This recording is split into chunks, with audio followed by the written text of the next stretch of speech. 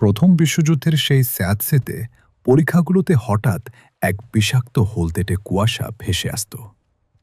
সৈনিকরা কিছু বুঝে ওঠার আগেই তাদের ফুসফুস প্রচণ্ড যন্ত্রণায় জ্বলতে শুরু করত। মাস্টার্ড গ্যাসের প্রভাবে মানুষের শরীর ভেতর থেকে গলতে শুরু করত, আর সৈনিকরা অসহায়ভাবে নিজেদের গলার নলি আঁকড়ে ধরত একটুখানি অক্সিজেনের আশায়। মৃত্যু সেখানে কোনো দ্রুত ঘটনা ছিল না, বরং ছিল ঘণ্টার পর ঘণ্টা ধরে চলা এক নারকীয় যন্ত্রণা। এই গ্যাস ছিল আধুনিক যুদ্ধের প্রথম সেই অভিশাপ, যা প্রমাণ করেছিল যে মানুষ মারার জন্য এখন আর সরাসরি অস্ত্রের প্রয়োজন নেই, চারপাশের বিষাক্ত বাতাসই যথেষ্ট। যুদ্ধের এই নতুন রূপটি ছিল যান্ত্রিক এবং চরম অমানবিক।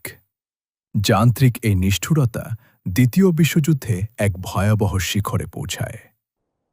আপনি কি কখনো এমন কোনো কারখানার কথা শুনেছেন যেখানে পণ্য নয়, বরং মানুষ মারার আয়োজন করা হতো?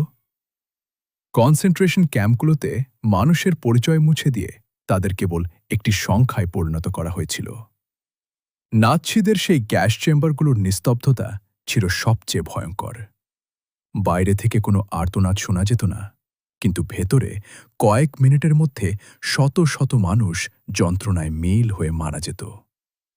জাইক্লোন বি গ্যাসের সেই কার্যকারিতা ছিল এক সুশৃঙ্খল এবং পদ্ধতিগত গণহত্যা, যা ইতিহাসের পাতায় এক গভীর কলঙ্ক হয়ে আছে।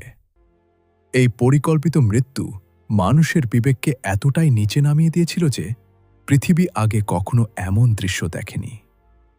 কিন্তু যুদ্ধের এই অন্ধকার কেবল ইউরোপেই সীমাবদ্ধ ছিল না। জাপানের ইউনিট ৭৩১ নামক সেই গোপন আস্তানায় যা ঘটত তা শুনলে আজও গায়ের লোম খাড়া হয়ে যায়। সেখানে জীবন্ত মানুষের ওপর চালানো হতো চিকিৎসা বিজ্ঞানের নামে চরম অমানবিক পরীক্ষা। কোনো রকম অবশ্য করার ওষুধ ছাড়াই শরীরের অঙ্গ কেটে বাদ দেওয়া হতো, কিংবা বিষাক্ত প্লেগের জীবাণু ঢুকিয়ে দেওয়া হতো সুস্থ রক্তে। সেই মানুষগুলোর কাছে মৃত্যু ছিল এক পরম আকাঙ্ক্ষার বস্তু, কারণ তাদের প্রতিদিনের জীবন ছিল জীবন্ত নরকের চেয়েও ভয়াবহ। জাপানিরা তাদের বলতো মারুতা বা কাঠের কুড়ি, যেন তারা মানুষ নয়, কেবল গবেষণার সস্তা সরঞ্জাম মাত্র। তাদের কোনো নাম ছিল না কোনো শেষ ইচ্ছে প্রকাশের সুযোগ। শহরের পর শহর যখন আগুনের গোলার আঘাতে ছাই হয়ে যাচ্ছিল, তখন সাধারণ মানুষের অবস্থা হয়েছিল অবর্ণনীয়। ১৯৪৫ সালে টোকিও শহরের সেই ভয়াবহ অগ্নিবৃষ্টির কথা ধরা যাক। আকাশ থেকে পড়া হাজার হাজার টন রাসায়নিক যখন রাস্তায় রাস্তায় গলিত পিচের নদী বয়ে দিয়েছিল, তখন নিরুপায় মানুষ বাঁচার জন্য জলাশয়ে ঝাঁপ দিচ্ছিল। কিন্তু সেই জলও তখন আগুনের তাপে ফুটন্ত কড়াইয়ের মতো উত্তপ্ত হয়ে উঠেছিল। কয়েক হাজার মানুষ একসাথেই সেখানে ঝলসে কয়লা হয়ে গিয়েছিল। আর হিরোশিমা নাগাসাকিতে যা ঘটেছিল তা ছিল বিজ্ঞানের সবচেয়ে অভিশপ্ত রূপ। এক লহমায় সূর্যের চেয়েও তপ্ত সেই উত্তাপ কয়েক লক্ষ মানুষকে বাষ্প করে বাতাসে মিলিয়ে দিয়েছিল। যে মানুষটি যেখানে দাঁড়িয়েছিল তার দেহের অস্তিত্ব শেষ হয়ে গিয়ে কেবল এক টুকরো কালো ছায়া পড়েছিল মাটিতে। যারা সেই মুহূর্তে মারা যায়নি, তারা পরবর্তী কয়েক বছর ধরে তেজস্ক্রিয়তার প্রভাবে নিজের শরীরের চামড়া আর চুল খসে পড়া প্রত্যক্ষ করেছিল।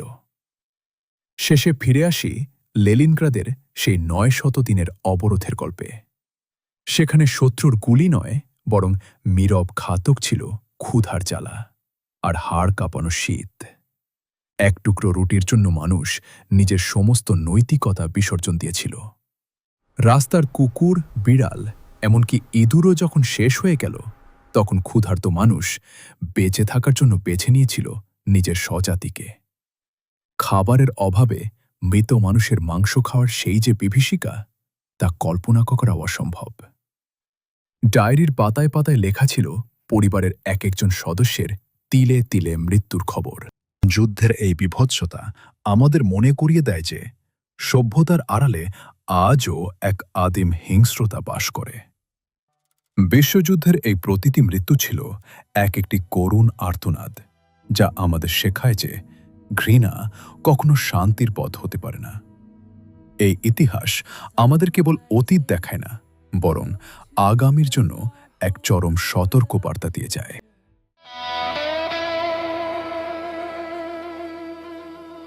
Almost gone.